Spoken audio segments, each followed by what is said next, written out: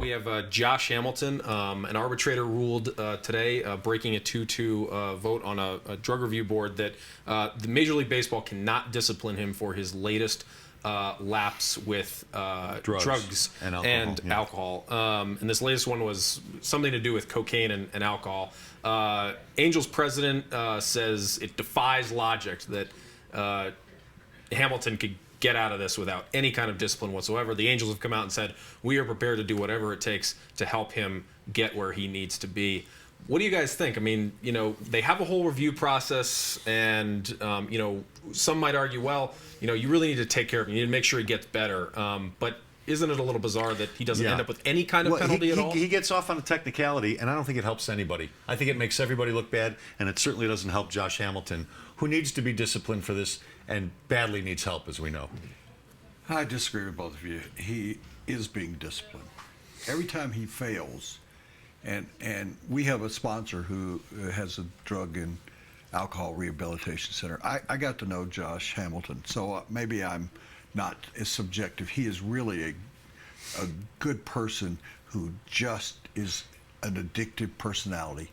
He's he's gone through so much. You don't think that he's suffered enough to the point of where they had someone that was with him all the time, and they wouldn't give him credit cards and they wouldn't give him money, and he does fail occasionally. But how many of us out there who have had issues with alcohol? I have given up drinking 3 or 4 times in my life, and I went back to it. There are times when I've gotten drunk. I don't drive. I don't ever drive and drink. Nobody will ever find me doing that. But, I shared a bottle of sake not long ago, unwillingly, with a friend of mine, and I said, man, I don't want to do that again. But you fall off the wagon as such.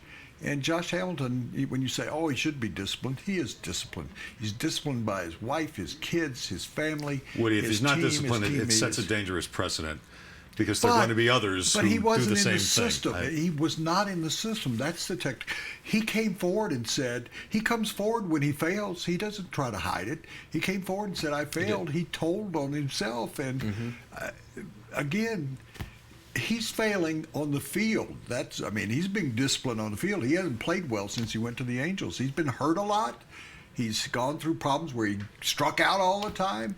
The guy has struggled more than you ever will, or I ever will, in our lives. And just being around him, he is genuinely a person who's trying to do the right thing. When you go to buy a car, what do you really want? You probably want a lot of cars to choose from. And you want the dealership's best price. Not some starting price or target price, the best price. And you want it immediately, not after hours of negotiating. And you want a salesperson who doesn't get paid more if you spend more. Because, well, you don't want to spend more. Well, you're in luck. John Elway wants all of those things too. Better yet, John Elway wants you to have all of those things too. Come see us or click on elwaydealers.com.